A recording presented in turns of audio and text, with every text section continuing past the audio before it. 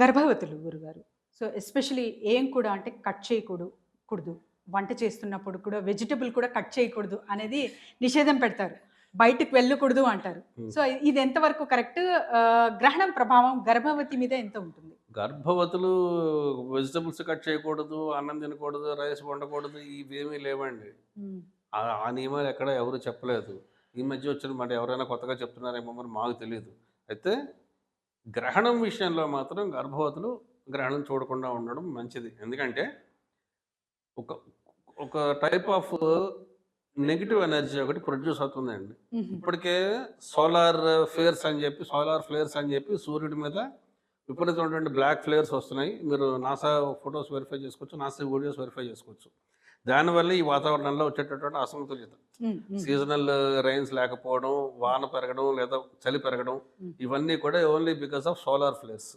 ఇటువంటి టైంలో గ్రహణం వచ్చినప్పుడు ఏమవుతుందంటే మీకు కనిపించినటువంటి ఒక నెగెటివ్ ఎనర్జీ అనేది నేచురల్‌గా క్రియేట్ అవుతుంది అది. హుహు. సో, అదేమవుతుందంటే మిగతా వాళ్ళకిని లోపల ఉండేటువంటి పిండాలకి అది తేడా చేస్తుంది. హ్మ్. హ్మ్. అందుకే చూడండి మనకి ఇప్పుడైతే తగ్గాయి కానీ ఇదివరకు గ్రహణ ముర్రు అని చెప్పి లిప్ దగ్గర ఆ! కట్.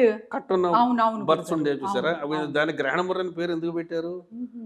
హ్మ్. పూర్వం వాళ్ళు మన పూర్వీకులు ఋషులు కానీ, ముందు కానీ లేదా మన తాతలు ముత్తాతలు వీళ్ళకున్నంత తెలివితేటలు నేచర్ చుట్టూ, హ్మ్. హ్మ్. నేచర్ మీద ఉన్నంత అవగాహన మనకి లేదండి వాడు. హ్మ్. హ్మ్. వాడు ఫుడ్ విషయంలో చూడండి రాత్రి 12కి, 1కి రోడ్ల మీద పడి తింటున్నారు జనాలు. హ్మ్. ఆడవాళ్ళు, మగవాళ్ళు, పిల్లలు కూడా తింటున్నారు.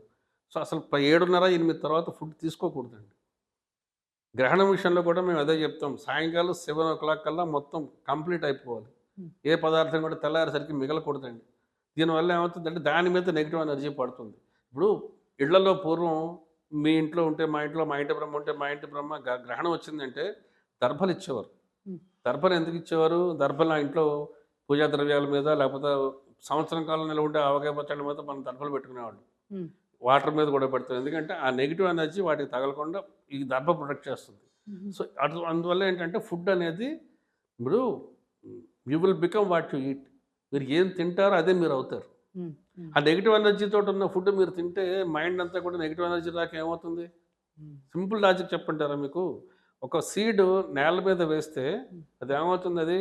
మొక్కవుతుంది. అవునండి. అవును. కరెక్ట్. దాన్నేమంటున్నాం మనం? హ్మ్. హార్వెస్టింగ్ అంటున్నాం. అవును గురుగారు. ఆ హార్వెస్టింగ్ ద్వారా వచ్చినటువంటి ఫ్రూట్ మనం తింటే అదేమవుతుంది? It is converting into blood, bone energy కింద మారుతుంది.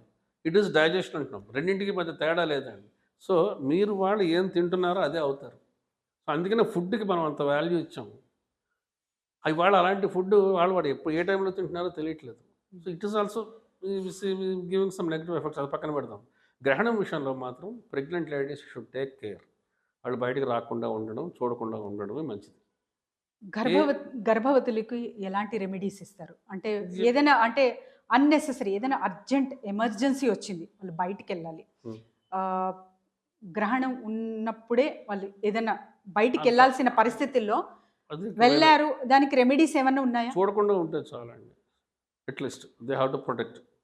దర్భ కానీ ఏదన్నా ఒక కాపర్ రింగ్ కానీ చేతికి పట్టుకొని వెళ్ళడం బెటర్. హ్మ్.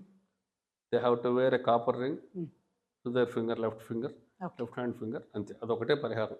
కానీ మిడ్‌నైట్ కాబట్టి అంత అవసరం రాకపోవచ్చు. హ్మ్. హ్మ్. మిడ్‌నైట్ కాబట్టి ఎందుకంటే రాత్రి 9:50 హ్మ్. 9:50కి ప్రారంభమైనటువంటి గ్రహణం 2:30 దాకా ఉందండి. హ్మ్. సో, ఇది మిడ్‌నైట్ కాబట్టి అది స్లీపింగ్ టైమ్ కాబట్టి జనరల్‌గా ప్రెగ్నెంట్ లేడీస్‌కి అంత అవసరం రాకపోవచ్చు. ఒకవేళ మీరన్నట్టుగానే కర్మకాలి ఎమర్జెన్సీ ఏమన్నా? వెళ్ళాల్సొస్తే they have to wear a copper ring. Left హ్యాండ్‌కి ఒక కాపర్ రింగ్ వేసుకొని వెళ్తే it will protect the negative energy.